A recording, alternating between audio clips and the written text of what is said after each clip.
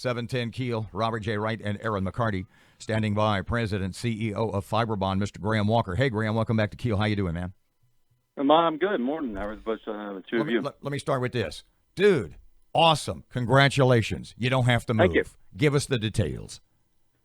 So we announced yesterday morning to all employees that we are able to stay in Minden, Louisiana due to, really with the same thing we talked about probably, a month ago, the need for the state of Louisiana to support some public infrastructure needs that we have, and the state has been able to do that. Details of that will be released next Thursday.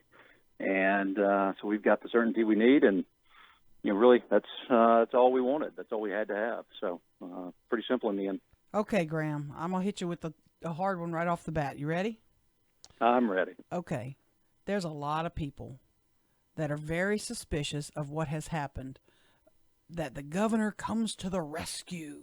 2 weeks before the election, the governor comes to the rescue and saves Fibrebond. Are you suspicious of that as well? No, look, I mean, yes, it's an election year in Louisiana. Yes, we've been working to get this issue some attention for some time, but, really what happened, the timing of it was, I think as we talked about before, July the 9th, I had a meeting. I was told the bridges were going to be derated. That's 3 months before governor's election, but for us, that's panic time. And we hired a site consultant July the 11th, had proposals from East Texas within a matter of just probably 3 weeks, and then gave Louisiana the chance to respond. So we had a meeting on August the 30th with Secretaries Wilson and Pearson. That plan that they put together was not enough for us to stop talking to the communities that we were talking with in East Texas. So September the 4th, I believe it was, a Wednesday, we had 6 towns from East Texas come over and narrowed it down to one that we announced last week to our folks internally in Mount Pleasant. So I think, the move was a very real potential. And the fact that coincides with the governor's race, that is the timing. But at the same time, we were planning for the derating of bridges. So if the process works, then that's all I care about. Your problem was that your trucks, if they wanted to head west, had to go about a 250-mile detour to get going the right way because of the size of the loads, because of the flawed infrastructure, etc. Right. For anybody that doesn't know, what is the short-term and or long-term solution to get you on the shortest route to go west? Well, so there's the proposed Camp Minden route that was talked about. Coming at really, I think it was proposed initially, thought of by Dr. Wayne McMahon who's our state representative over there, and that route is in process. In fact, before there's a memorandum of understanding that will be signed on the 3rd. Prior to that, the state has gone ahead through LED funding, and if you get off of Dixie and exit 44 on I-20, you'll see this. There's a sign that Highway 80 will be shut down for some period of time. The state's already moving on fixing one bridge to get us to that Camp Minden route. And we had a series of 4 loads. They each had to go look at the permits on Monday, 255.1 miles within the state of Louisiana at $69 a mile. So when that route gets open, that's a huge issue. That's a huge win for us. When's that going to be finished? What's the timing? What are they telling you?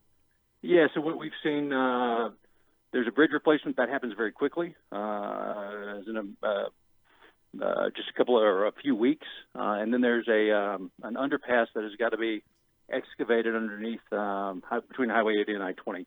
That'll get taken care of, and that's just really weather dependent. But as soon as possible, I would say LADOT has worked with a sense of urgency now. So. In the scheme of having weights lifted from one's shoulders, I would imagine this is a pretty big one. Fair? Fair. Yeah. This was not something we took lightly. And I've had, I can't tell you how many conversations with folks internally, to a person positive. Where are we going? Let's move if we have to.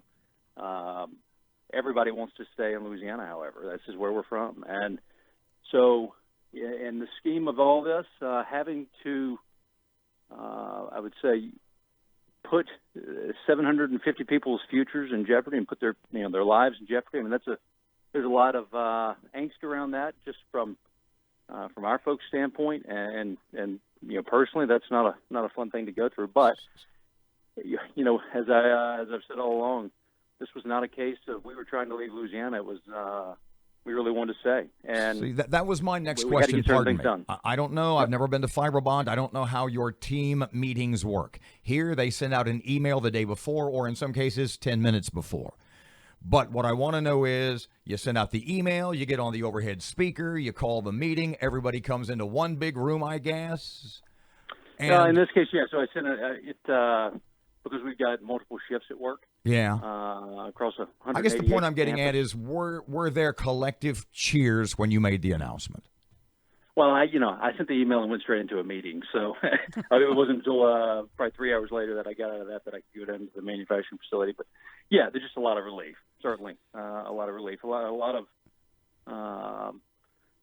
there's been, I would say, a fair amount of concern, a lot of concern in the Minden community, no doubt, and just a lot of people who were relieved. And from my standpoint, I'm just glad we can forget about all this and get back to work. I mean, that's these are sometimes distractions that while we have to get the issue fixed, I'd rather get back to doing what we do best.